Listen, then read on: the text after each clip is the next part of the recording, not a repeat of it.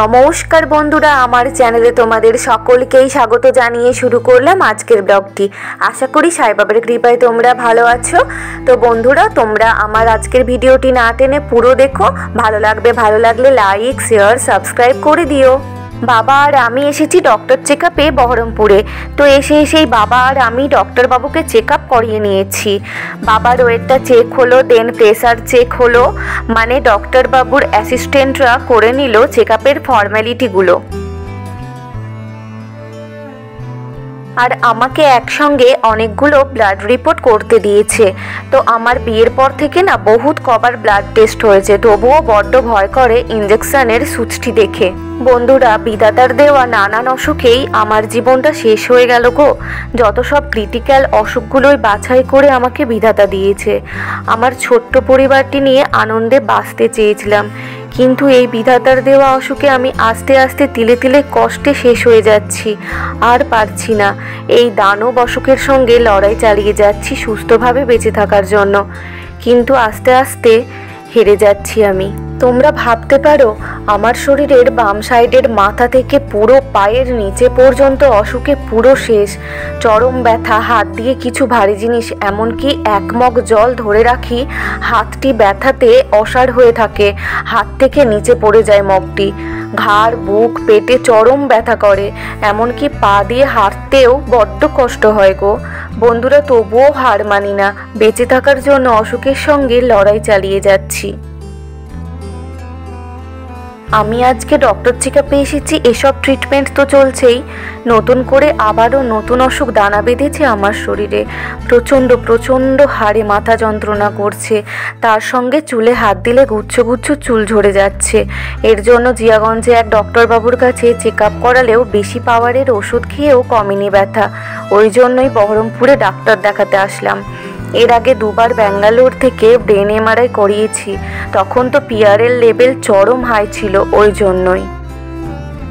জানি না বন্ধুরা, অসুখের সঙ্গে লড়াই করতে করতে কবে আমি এই পৃথিবী থেকে লুপ্ত হয়ে যাব। খুব কষ্ট হচ্ছে জানো, কেন তো কেউ বলতে পারবে না কারো কোনো বিশেষ ক্ষতি আমি করেছি, তবুও কেন যে বিধাতা আমাকে এত কঠিন অসুখ দিয়েছে। দুটো তিনটে নয় গো, আরও প্রবলেম আছে আমার শরীরে, যেগুলো থেকে রিকভার করে বেঁচে থাকা বড্ড দায় হয়ে উঠেছে। তো ডক্টর চেকআপ করে কালকে আমি সন্ধ্যের সময়তেই বাড়ি ঢুকে গিয়েছিলাম। আজকে আমি সকালে ব্লগটিকে আবার কন্টিনিউ করছি। তো সকাল থেকে ঘুম থেকে উঠেই যা যাবতীয় কাজ ছিল সেগুলো সেরে এই যে বেড কভারটি ধুয়ে পরিষ্কার করে শুকোতে দিয়ে দিয়েছি। তো চলো বন্ধুরা, আমি একবার তোমাদের আমাদের বাড়ির সামনের জমিতে মানে জন কাজ করছে সেগুলো একবার দেখিয়ে দিই। আর ওই যে বন্ধুরা, পাঁচিলের ওপরে টবের মধ্যে শীতের যে দোপাটি চারাগুলি লাগানো হয়েছিল, সেই গাছগুলি বড় হয়ে কত ফুল ধরেছে।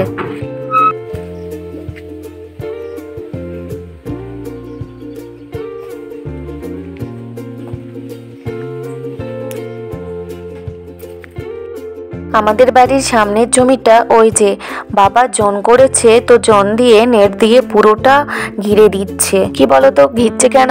সামনের জমিতে মানে বাড়ির সামনেটায় বাবা ট্রাক্টর দিয়ে চাষ করিয়ে ফসল লাগাবে, আর এই ফসল যাতে গরু, ছাগল কিংবা কোনো মানুষ ঢুকে নষ্ট না করে দেয়, সেই জন্য বাবা নেট দিয়ে চারিপাশটা ঘিরে দিচ্ছে।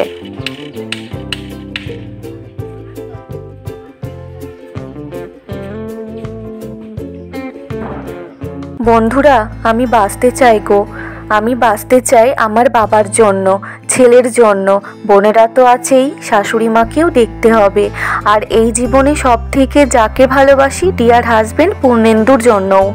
তবে আমার কপালে যেটা লেখা আছে সেটা তো ঘটবেই। বন্ধুরা, তোমরা কেউ রেগে যেও না আমার অসুখের কথাগুলো শুনে।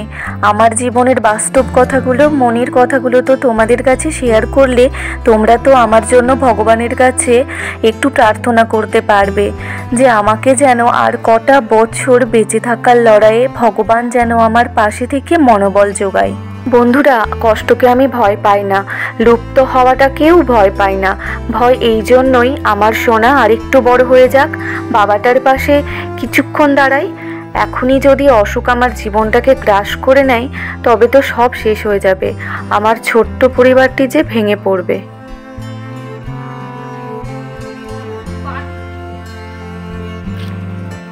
আমার অসুখের কথা বলে তোমাদের দিনটাকে খারাপ করতে চাইনি, শুধু তোমরা একটু প্রে করো আমার পরিবারের জন্য, যে আমি আর কিছুটা দিন যেন পরিবারের পাশে থাকতে পারি। যখন বুকটা বা পিঠে পেটে প্রচণ্ড ব্যথা করে, নিঃশ্বাস নিতে খুব অসুবিধা হয়, মনে হয় এই বুঝি আমার চোখটি বন্ধ হয়ে এলো, খুব ভয় হয়। আমি যে আর কটা দিন ভালোভাবে বাঁচতে চাই। বন্ধুরা, শরীরে মনে এত কষ্ট নিয়ে হাসি মুখে সব সময় ভালো থাকার চেষ্টা করি, এই জন্যই মি অলওয়েজ হ্যাপি দেবিকা।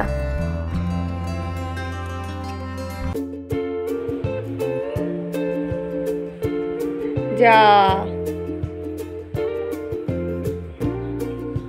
যা যা, দাদু এসেছিল চলে গেল, হলো? দেখ এসেছে কিনা, দেখ দেখ, ফাঁক দিয়ে দেখ। এই দেখো বন্ধুগণ, কোকোর অবস্থা দেখো। বাবা বাইরে দাঁড়িয়ে আছে, বাইক নিয়ে এসেছে, গিয়েছিল কাজে একটু বাজারে, আর এই দেখো শুয়ে শুয়ে ফাঁক দিয়ে দেখছে।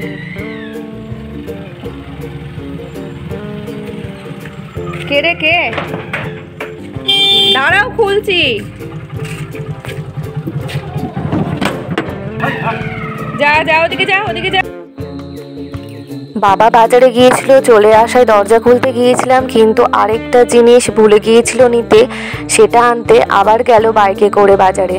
আমাদের কোকো সব সময় আদর খেতে পছন্দ করে।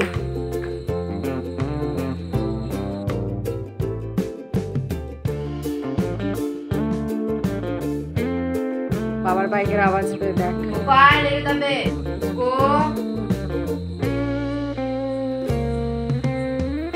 এই কোকো, এদিকে আয়। ঠিক বুঝতে পেরেছে বাবার বাইকের আওয়াজ পেয়ে যে বাবা চলে এসেছে।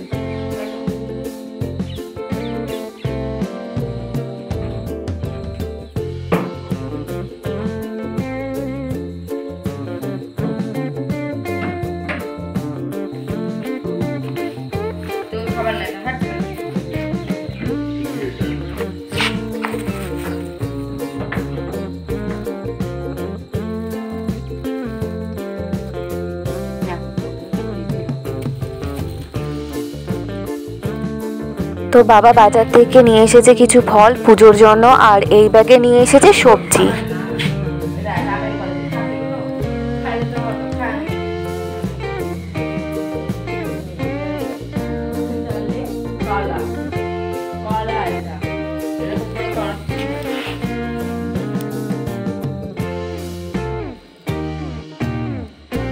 এই দেখো, বাবা আমাদের বাগানের ড্রাগন ফ্রুটের গাছ থেকে ধরে থাকা শেষ ড্রাগন ফ্রুটটি তুলে নিয়ে এসেছে, এখন এটিকে খাবো। তো চলো ছাড়িয়ে নিই। সো বন্ধুরা, আমার আজকের বকবক এটুকুই। ব্লগটি ভালো লাগলে কমেন্ট করে দিও, চ্যানেলটিকে সাবস্ক্রাইব করে পাশে থাকা বেল আইকনটি প্রেস করো। তোমরা সকলেই সুস্থ থেকো, ভালো থেকো, নিজেদের শরীরের যত্ন নিও, অলওয়েজ হ্যাপি থেকো। দেখেছো বন্ধুরা, আমাদের গাছের ড্রাগন ফ্রুটটি পিঙ্ক কালারের, খেতেও মিষ্টি।